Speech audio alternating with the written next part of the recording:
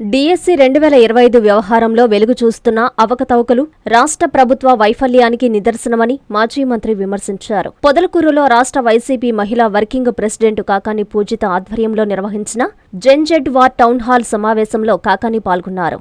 ఈ సందర్భంగా ఆయన మాట్లాడుతూ డిఎస్సి పరీక్షల నిర్వహణలో చోటు చేసుకుంటున్నట్లు వస్తున్న ఆరోపణలపై సీబీఐతో సమగ్ర విచారణ జరిపించాలని డిమాండ్ చేశారు. డిఎస్సి ప్రశ్నాపత్రాల లీకేజీ, అక్రమాలకు నైతిక బాధ్యత వహిస్తూ మంత్రి నారా లోకేష్ వెంటనే తన పదవికి రాజీనామా చేయాలని కాకాని డిమాండ్ చేశారు. విద్యార్థులు, నిరుద్యోగుల భవిష్యత్తుతో ప్రభుత్వం చెలగాటం ఆడుతుందని ఆయన ఆరోపించారు. రాష్ట్రంలోని విద్యార్థులకు పెండింగ్లో ఉన్న ఫీజు రియంబర్స్మెంట్ బకాయిలను వెంటనే విడుదల చేయాలని, ఎన్నికల సమయంలో కూటమి ప్రభుత్వం ఇచ్చిన హామీ మేరకు నిరుద్యోగ భృతిని ప్రతి నెల చెల్లించాలని ఆయన ప్రభుత్వాన్ని డిమాండ్ చేశారు. యువతకు ఉద్యోగాల పేరుతో ఆశ చూపి ఇప్పుడు నిరాశ మిగులుస్తున్నారని ఆరోపించిన కాకాని ప్రజలకు ఇచ్చిన ప్రతి హామీని ప్రభుత్వం వెంటనే అమలు చేయాలని కోరారు. ఈ సమావేశంలో పలువురు పార్టీ నాయకులు, యువత, విద్యార్థులు పాల్గొన్నారు.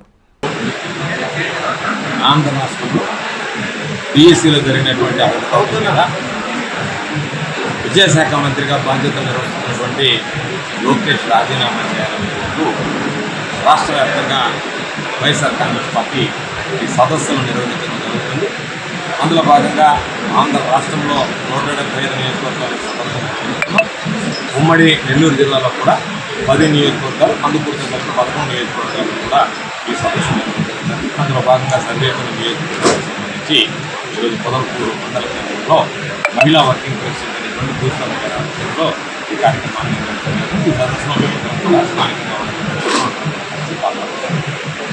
అయితే ఈరోజు ప్రధానంగా మా ఆలోచన డిఎస్సికి సంబంధించి అనేక రకాలైనటువంటి ఏ వ్యక్తి అయితే డిఎస్సిలో ఆ ప్రశ్నపత్రాలకు సంబంధించినటువంటి ఆ వ్యవస్థలో పనిచేశాడో ఆ వ్యక్తికి ఫస్ట్ ర్యాంక్ కావడం, నవీన్ అనేటువంటి ఆ తర్వాత అది బయటపడడం, పేపర్ లీక్ కావడంతో ఈ వ్యవహారం అంతా బట్టబయలైందని చెప్పి ఆ ఉదంతం వెలుగు చూడడంతో వెంటనే అతను సర్టిఫికేట్ వెరిఫికేషన్కి రాలేదు అని చెప్పి ఏదో ఒక మాయ మాటలు చెప్పి ఆ పిల్లవాడికి ఉద్యోగం ఇవ్వకుండా చేసి మేము ఆ పిల్లవాడికి ఉద్యోగం ఇవ్వలేదు అని చెప్పి ప్రభుత్వం అంటే ఎవరైతే ఈ ప్రక్రియలో పాల్గొన్నాడో ఆ ప్రశ్నపత్రాలకు సంబంధించిన తయారీ ప్రక్రియలో ఆ పిల్లవాడికి మొదటి ర్యాంక్ వచ్చిందంటే దాని అర్థం ప్రశ్నపత్రం లీక్ అయింది.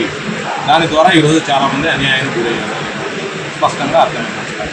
కాబట్టి మాట్లాడితే వాళ్ళని రమ్మనండి, వీళ్ళని రమ్మనండి అనడం తప్ప మేము అడిగేటువంటి ఒక్క ప్రశ్నకు కూడా ఇతిమిద్దంగా సమాధానం చెప్పలేనటువంటి పరిస్థితులు ఈ ప్రభుత్వం ఉంది. కాబట్టి ఈ ప్రభుత్వం చేస్తున్నటువంటి ఈ అవినీతి అక్రమాల మీద వైఎస్ఆర్ కాంగ్రెస్ పార్టీ అన్ని అంశాల మీద పోరాటం చేస్తూ ఈరోజు అందులో భాగంగా లోకేష్ రాజీనామాకి డిమాండ్ చేస్తూ డిఎస్సికి సంబంధించినటువంటి అవకతవకల మీద మీకు ధైర్యం ఉంటే, అవకతవకలు జరగకపోయి ఉంటే సిబిఐ విచారణకి మీరు ఎందుకు వెనకాడుతున్నారని ప్రశ్నిస్తూ సిబిఐ విచారణ జరపాలని చెప్పి డిమాండ్ చేస్తూ ఈరోజు నిర్వహించినటువంటి కార్యక్రమాలకి విద్యార్థులు, యువత, ఆ విద్యార్థుల యువతకు సంబంధించినటువంటి తల్లిదండ్రులు పెద్ద ఎత్తులో పాల్గొని ఈ కార్యక్రమాల్లో వాళ్ళకి సంబంధించి మేము నష్టపోయినటువంటి భావం ఉంది. కాబట్టి అధికారంలో ఉన్న, ప్రతిపక్షంలో ఉన్న ప్రజల పక్షాన్ని నిలబడి వైఎస్ఆర్ కాంగ్రెస్ పార్టీ పోరాటం కొనసాగిస్తుందని చెప్పి ఈ సందర్భంగా నేను స్పష్టం చేస్తున్నాను.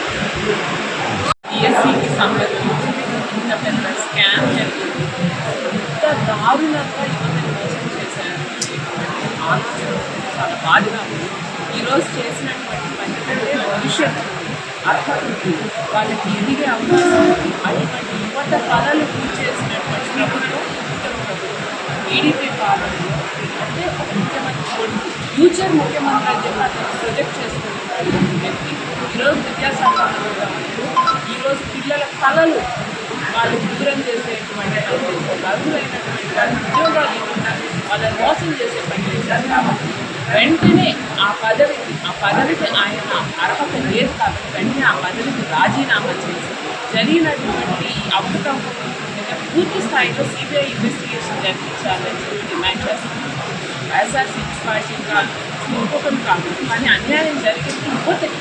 ఈ దేశంలో యువతకు అన్యాయం చేయడం అనేది ఈ దేశాన్ని రేపు తూచేయడం కాదు.